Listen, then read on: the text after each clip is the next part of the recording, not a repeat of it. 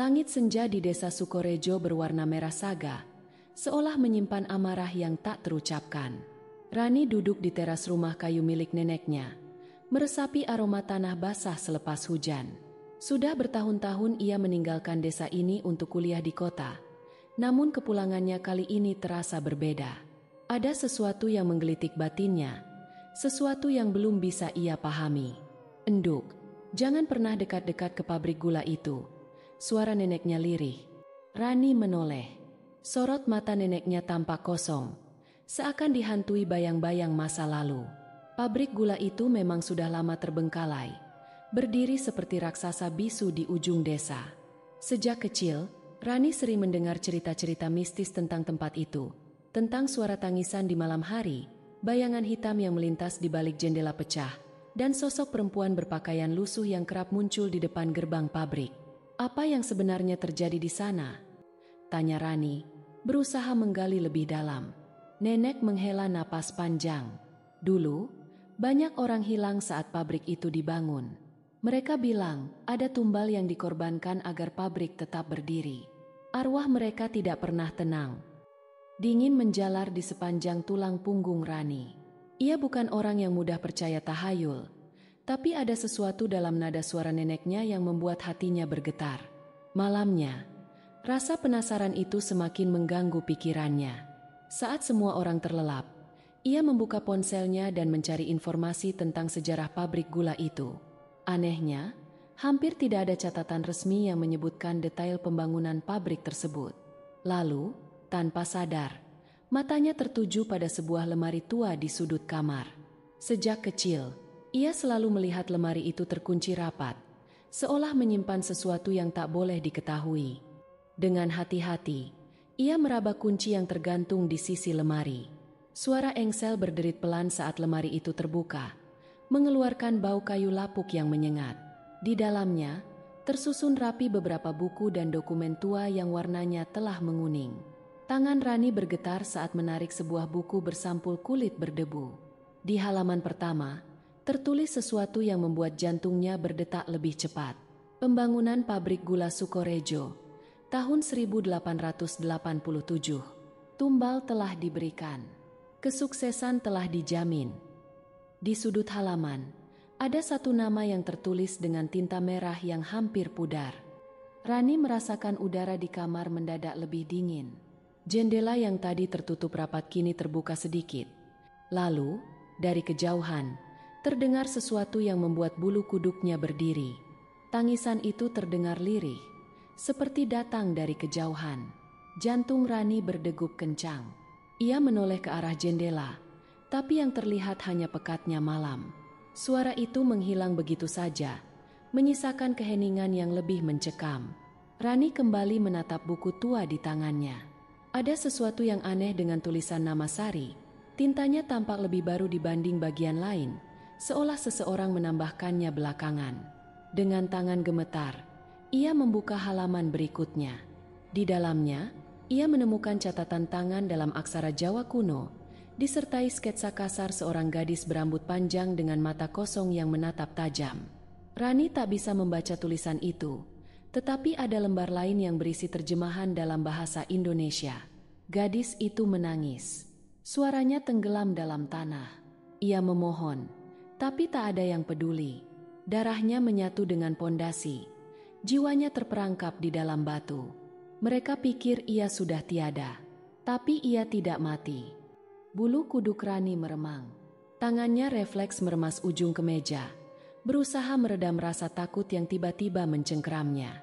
Lalu, di bagian bawah halaman, ada catatan yang lebih kecil, hampir seperti peringatan. Mereka yang membaca ini telah membuka pintu. Jangan cari dia. Jangan panggil namanya. Rani menutup buku itu dengan cepat. Pikirannya berkecamuk.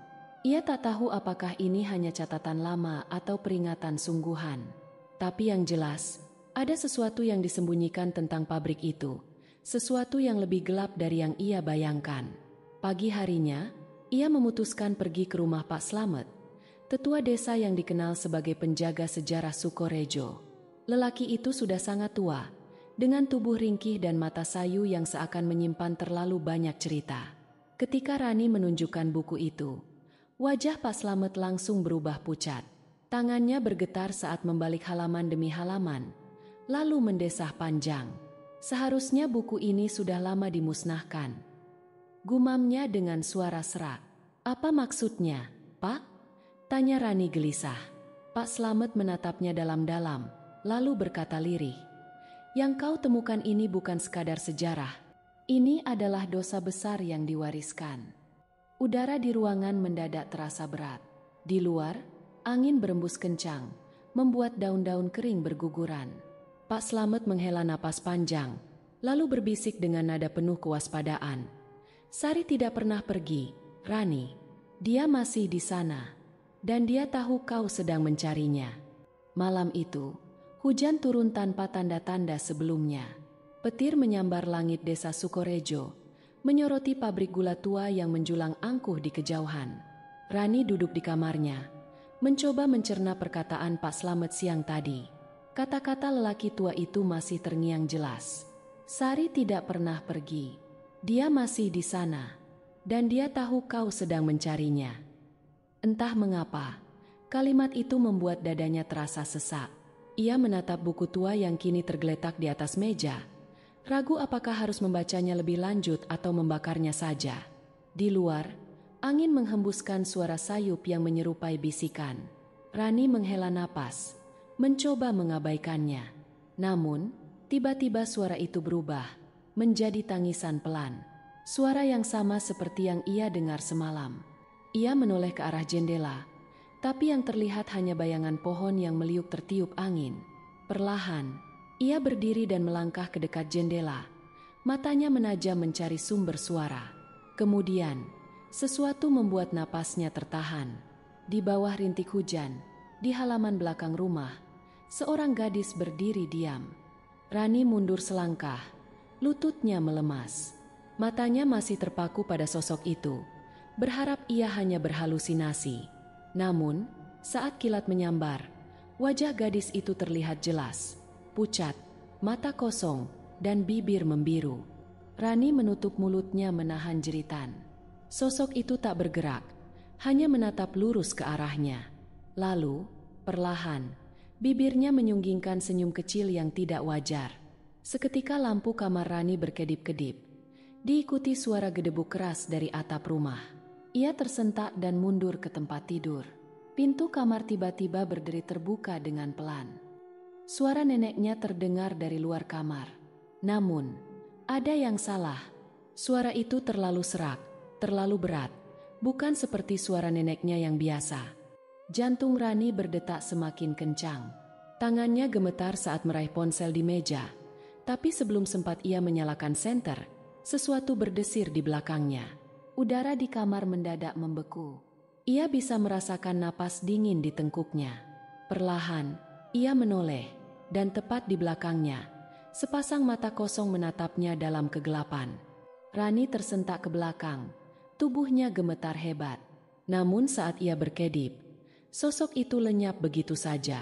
Hanya keheningan yang tersisa, kecuali suara hujan yang masih deras di luar.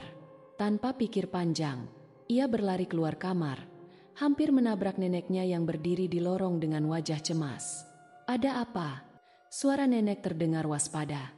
Rani terengah-engah, matanya masih dipenuhi ketakutan. "Nenek, aku melihatnya." Ekspresi neneknya langsung berubah. Wajah tuanya yang biasanya tenang kini tampak tegang, seolah memahami apa yang baru saja dialami Rani. Tanpa banyak bicara, nenek menarik tangan cucunya ke ruang tengah dan menyalakan lampu.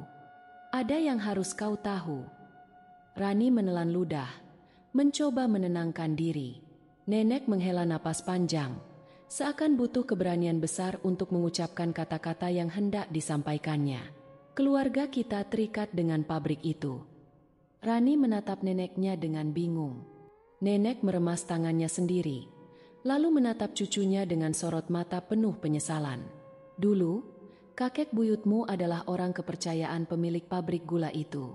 Saat pabrik dibangun, para pekerja mulai jatuh sakit dan meninggal satu persatu. Mereka bilang tanah tempat pabrik itu berdiri adalah tanah yang menolak manusia. Tapi para pemilik pabrik tidak peduli. Rani menahan napas, merasakan ada sesuatu yang sangat buruk dalam cerita ini. Lalu, seorang dukun didatangkan. Ia berkata, pabrik tidak akan pernah berdiri tegak tanpa tumbal. Lanjut nenek dengan suara yang semakin pelan. Mereka butuh seseorang yang darahnya akan mengikat kekuatan pabrik itu agar bisa berjalan tanpa gangguan. Rani mulai merasa mual. Sari adalah korban pertama, bisik nenek. Ia masih remaja, diculik dari rumahnya, dikubur hidup-hidup di bawah pondasi utama pabrik. Mereka bilang, saat tanah menutup tubuhnya, ia masih menangis. Ia masih berteriak, tapi tak ada yang menolongnya. Dan kakek buyutmu adalah salah satu orang yang membantu ritual itu. Seketika, ruangan terasa lebih gelap. Rani merasa seperti ditarik ke dalam pusaran rasa bersalah yang bahkan bukan miliknya. Ia teringat peringatan Pak Slamet. Sari tidak pernah pergi, dan dia tahu kau sedang mencarinya. Jadi arwah Sari yang datang padaku, bisik Rani, nyaris tak percaya. Nenek mengangguk. Dia tidak pernah bisa pergi. Selama pabrik itu masih berdiri, dendamnya masih membara. Dan sekarang, dia tahu kau adalah keturunannya. Sebuah firasat buruk menyelinap ke dalam hati Rani. Ia tahu bahwa ini bukan sekadar cerita lama. Sari sedang mencari balas dendam. Dan ia mungkin tak akan berhenti sampai semua yang terlibat dalam kematiannya membayar harga. Hujan reda menjelang tengah malam, menyisakan kabut tipis yang menyelimuti desa. Rani duduk di teras rumah neneknya. Pikirannya masih bergolak hebat. Setelah mendengar pengakuan nenek, ia tak bisa lagi berpura-pura mengabaikan semua kejadian aneh yang menimpanya. Di tangannya, buku tua itu terbuka di halaman terakhir. Ada sebuah kalimat yang belum sempat ia baca sebelumnya. Pintu hanya bisa dibuka dari dalam. Jika ingin tahu kebenaran, masuklah. Rani menggertakkan giginya. Ia tak bisa hanya diam dan membiarkan teror ini berlanjut. Ia harus mencari tahu apa yang sebenarnya terjadi di pabrik gula itu. Malam itu juga, ia menghubungi 3 temannya, Reza, Dito, dan Sarah. Mereka adalah teman masa kecilnya yang dulu sering bermain bersama di desa sebelum akhirnya berpisah karena sekolah dan pekerjaan. Awalnya mereka menolak, tapi setelah Rani menceritakan semuanya, mereka akhirnya setuju untuk ikut. Pukul 1 dini hari, mereka berkumpul di depan gerbang pabrik gula yang telah berkarat. Bangunan tua itu berdiri seperti raksasa bisu di tengah gelap. Jendela-jendelanya menganga kosong seperti mata yang mengawasi mereka. Apa kita benar-benar harus masuk? Tanya Sarah dengan suara bergetar. Kita harus tahu apa yang sebenarnya terjadi, jawab Rani mantap. Reza, yang sejak tadi diam, mencoba mendorong gerbang besi itu. Aneh, meski berkarat dan terlihat berat, pintu itu terbuka dengan mudah, mengeluarkan suara berderit panjang yang membuat bulu kuduk mereka meremang. Begitu mereka melangkah masuk, udara langsung terasa lebih dingin. Bau besi tua dan debu menyengat hidung. Lantai pabrik dipenuhi puing-puing kayu lapuk dan pecahan kaca. Mesin-mesin tua berdiri tak bergerak.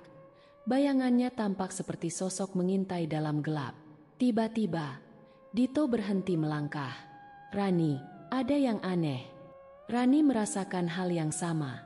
Di tengah dinginnya malam, lantai beton di bawah kaki mereka justru terasa seperti menyimpan panas. Sarah menjerit pelan.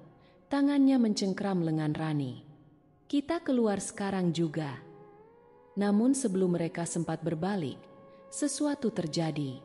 Pintu gerbang yang tadi terbuka lebar kini menutup sendiri dengan keras.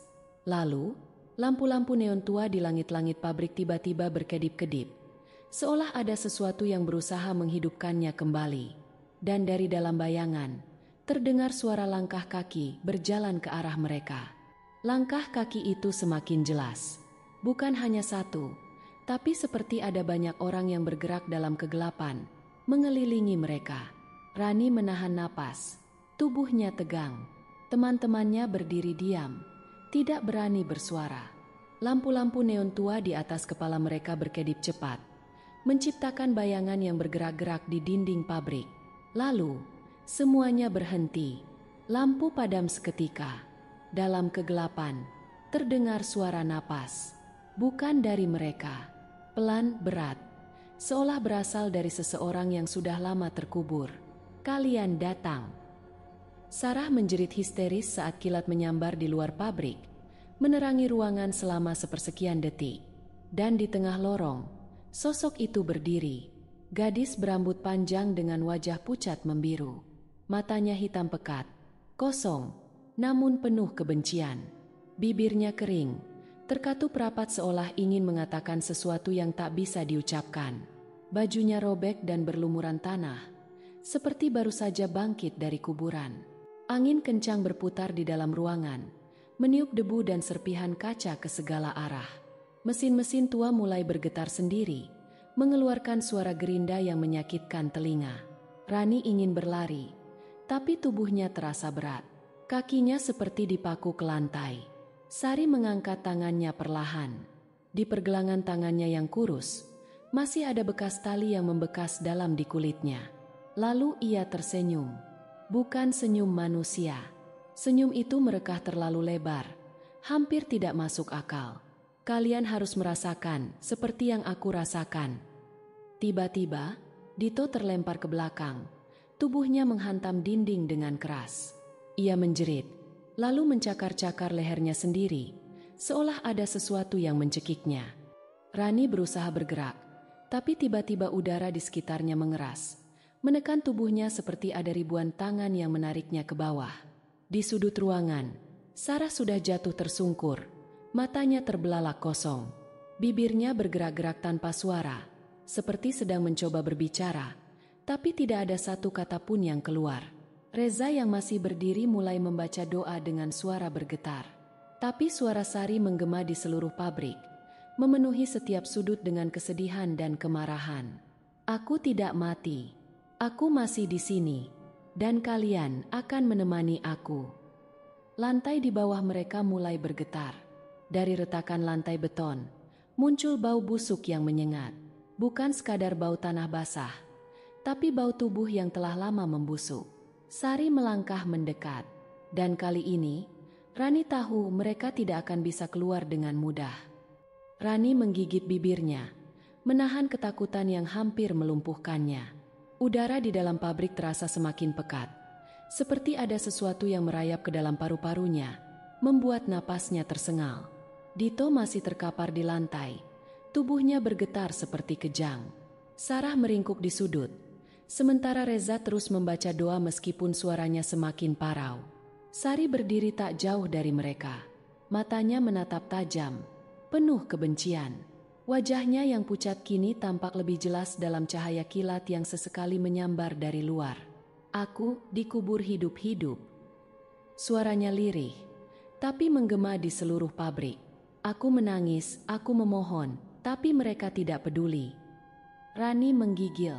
Ia tahu arwah Sari tidak akan berhenti sampai dendamnya terbalaskan. Tiba-tiba, suara keras bergema di dalam pabrik.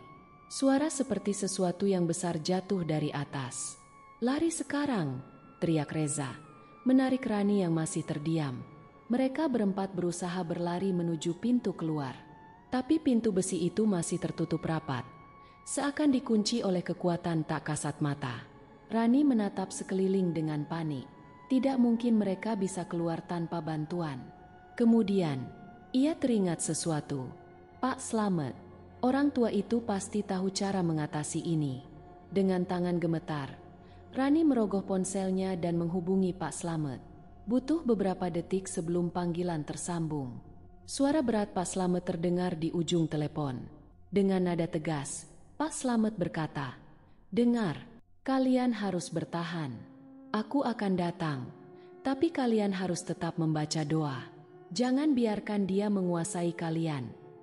Panggilan terputus tiba-tiba. Rani menoleh ke teman-temannya. "Pak Slamet akan datang. Kita harus bertahan." Tapi Sari tidak membiarkan mereka begitu saja. Dengan suara melengking, ia mengangkat tangannya, dan tiba-tiba sesuatu yang tak terlihat mendorong mereka semua hingga terhempas ke lantai. Rani merasakan sesuatu mencengkram kakinya. Ketika ia melihat ke bawah, ia hampir menjerit. Tangan-tangan hitam keluar dari celah lantai, menariknya ke bawah. Tangannya meraih lantai, berusaha menahan tubuhnya agar tidak terseret. Sarah menjerit. Namun sebelum seseorang bisa menolongnya, sesuatu yang dingin menyentuh wajahnya. Ketika Rani mengangkat kepalanya, wajah Sari sudah ada tepat di depannya. Kau harus merasakan seperti yang aku rasakan. Mata Sari melebar, lalu semuanya menjadi gelap. Suara angin menghilang, dan yang tersisa hanyalah kegelapan. Rani membuka matanya, tetapi yang ia lihat bukan lagi pabrik gula yang lapuk dan penuh debu. Ia berada di tempat lain. Di depan Rani, seorang gadis berdiri dengan wajah menunduk. Rambutnya panjang dan kusut, menutupi hampir seluruh wajahnya. Bajunya robek dan penuh noda tanah. Tapi kali ini, Rani tidak hanya melihat arwah itu. Ia bisa merasakan penderitaannya. Tiba-tiba, semuanya berubah. Rani kini berada di dalam sebuah lubang gelap dan sempit. Ia mencoba bergerak, tapi tubuhnya terkunci. Di atasnya, beberapa orang berdiri, menatap ke bawah dengan wajah dingin. Termasuk seorang lelaki tua dengan wajah yang sangat mirip dengan foto kakek buyutnya. Tanah mulai dilempar ke dalam lubang, menimpa tubuhnya sedikit demi sedikit. Ia berusaha berteriak, tapi debu dan tanah masuk ke dalam mulutnya. Semuanya gelap. "Rani, bangun!" Sebuah suara membelah kegelapan. Dengan sentakan keras, Rani terbangun. Dadanya naik turun, matanya liar mencari tahu di mana ia berada. Ia masih di dalam pabrik. Sarah dan Reza memegang pundaknya, sementara Dito terduduk di lantai, wajahnya pucat. Tapi sesuatu telah berubah. Kini Rani tahu segalanya.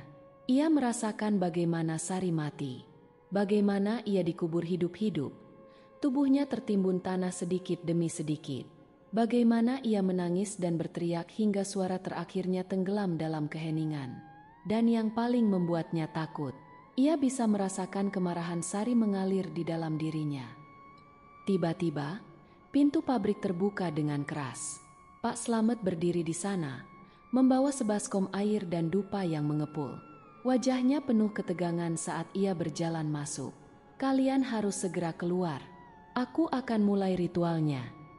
Tapi Rani tetap berdiri di tempatnya.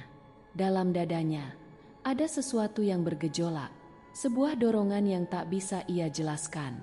Bagian dari dirinya ingin meminta maaf kepada Sari, tapi bagian lain dari dirinya ingin membalas dendam atas apa yang telah dilakukan leluhurnya. Tangannya mengepal. Jika ia melakukan ritual, arwah Sari mungkin akan pergi selamanya. Tapi apakah itu adil? Sari tidak pernah mendapatkan keadilan. Ia hanya menjadi korban. Dan sekarang, mereka yang tidak bersalah harus menanggung akibatnya. Sari hanya ingin seseorang merasakan penderitaannya. Dan untuk sesaat, Rani mempertimbangkan untuk membiarkannya terjadi.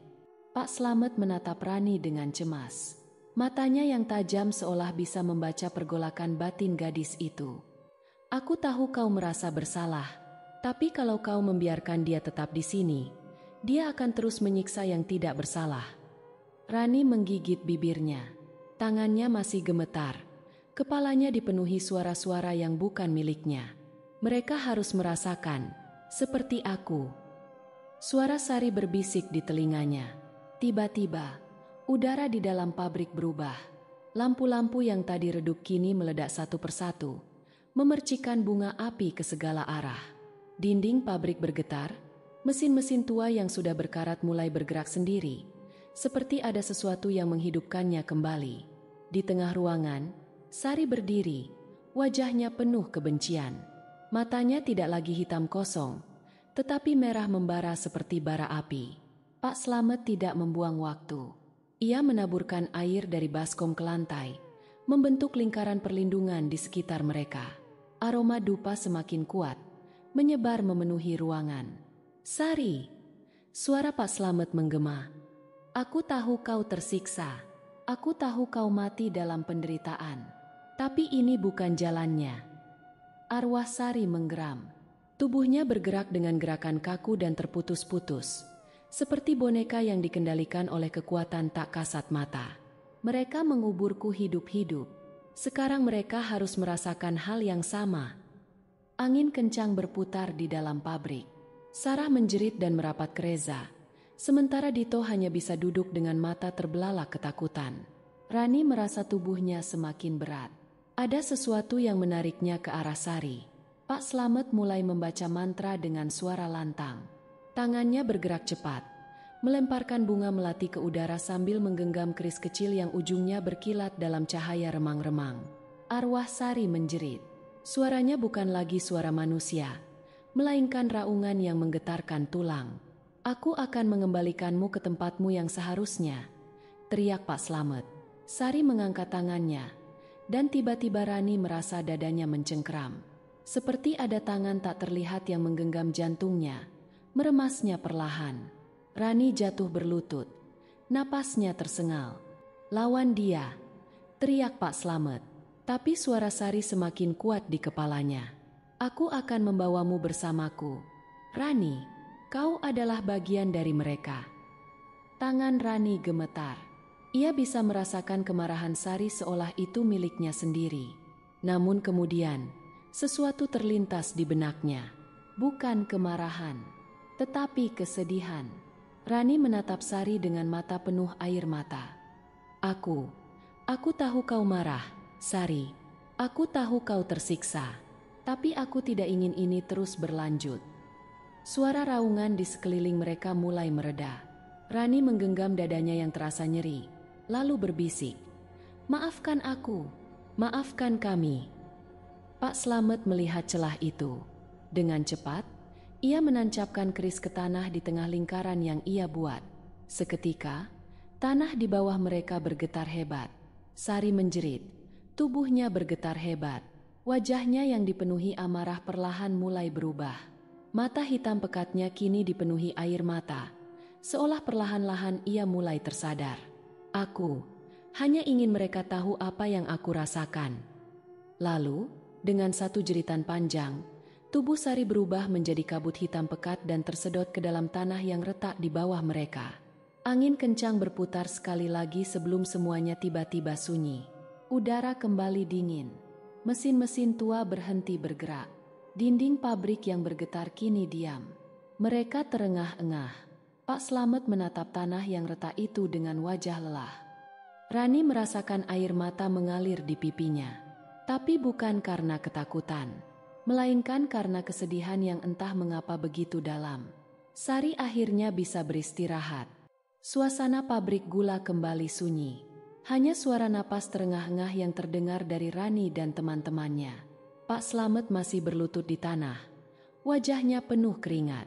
Keris yang ditancapkannya bergetar pelan sebelum akhirnya diam. Lingkaran perlindungan yang dibuatnya mulai memudar.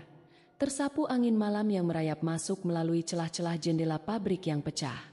Sari telah pergi, atau setidaknya, itulah yang mereka pikirkan. Rani menatap ke arah retakan di lantai tempat arwah Sari lenyap. Ada perasaan aneh yang merayapi hatinya, bukan lega, tetapi sesuatu yang lebih dalam. Seperti ada yang belum selesai. Tiba-tiba, angin dingin bertiup kencang, mengangkat debu dari lantai pabrik. Lampu sorot dari senter yang mereka bawa mulai berkedip, seolah kehilangan tenaga. Sarah menggenggam lengan Rani dengan erat. "Ini sudah selesai, kan?" Tak ada yang menjawab. Dito, yang masih terduduk dengan wajah pucat, tiba-tiba terbatu keras. Saat ia mengangkat wajahnya, matanya melebar ketakutan. Lantainya bergerak. Semua mata tertuju pada lantai yang retak itu. Tanah di bawahnya bergetar, bukan seperti sebelumnya. Kali ini, suara dari dalamnya terdengar lebih dalam, lebih hidup. Sebuah suara lirih tiba-tiba terdengar. "Aku sudah pergi, tapi mereka masih di sini." Suara itu menggema dari seluruh penjuru pabrik. Dan kemudian, tangan-tangan mulai muncul dari dalam retakan. Tulang belulang yang masih dibalut sisa-sisa kain membusuk mulai merangkak keluar. Satu persatu, mereka bangkit dari kegelapan. Tubuh mereka menggeliat dalam posisi yang tidak wajar. Kepala mereka berputar dengan suara retakan mengerikan. Dito menjerit saat salah satu tangan mencengkram kakinya. Ia berusaha menendangnya, Tetapi cengkraman itu semakin kuat. "Jangan melihat mereka!" teriak Pak Slamet, buru-buru menaburkan air ke segala arah. "Mereka adalah korban yang belum terbebaskan." Rani menelan ludah. Mereka bukan hanya menghadapi Sari. Mereka menghadapi semua arwah yang menjadi tumbal di pabrik ini. Sarah menarik tangan Rani. "Kita harus keluar dari sini." Mereka berlari menuju pintu pabrik. Dito masih diseret oleh sesuatu, tetapi Reza dengan cepat menariknya. Mereka menerobos keluar dengan napas tersengal, meninggalkan suara-suara jeritan yang terus bergema di dalam pabrik. Pak Slamet adalah yang terakhir keluar. Begitu ia melewati ambang pintu, ia segera menaburkan sesuatu ke tanah dan membaca doa dengan cepat. Pabrik itu bergetar hebat. Dari dalam, terdengar suara jeritan dan raungan menyayat, seolah ratusan suara berteriak dalam penderitaan. Pak Slamet terhuyung mundur, wajahnya lelah. Tapi Rani tidak bisa menghilangkan perasaan aneh dalam hatinya. Ia menoleh sekali lagi ke arah pabrik yang kini berdiri sunyi dalam kegelapan. Rani menghela napas panjang. Pabrik gula itu akhirnya ditutup selamanya beberapa minggu setelah kejadian itu. Tidak ada yang berani mendekatinya lagi. Namun, bahkan setelah bertahun-tahun berlalu, beberapa warga masih bersumpah bahwa mereka bisa mendengar suara tangisan di dalamnya saat malam tiba. Sebuah pengingat bahwa dosa masa lalu tidak akan pernah benar-benar hilang. Sejarah seringkali menyimpan rahasia yang tak terucapkan, terpendam dalam kesunyian dan waktu. Apa yang terjadi di pabrik gula itu bukan sekadar kisah mistis, tetapi sebuah pengingat bahwa setiap kejahatan, seberapapun tersembunyinya, akan selalu meninggalkan jejak. Dendam yang tak terselesaikan, nyawa yang dikorbankan demi keserakahan, semua itu tidak benar-benar hilang. Seperti bayangan yang mengintai di sudut tergelap malam, mereka tetap ada, menunggu saatnya untuk menuntut keadilan. Pabrik gula itu kini hanya bangunan tua yang ditinggalkan. Bisikan masa lalu masih terdengar, seolah-olah ingin menceritakan kisahnya yang belum sepenuhnya selesai. Dan mungkin, kisah ini bukan hanya sekadar cerita. Mungkin, ini adalah peringatan bahwa beberapa tempat seharusnya tetap dibiarkan dalam kesunyiannya.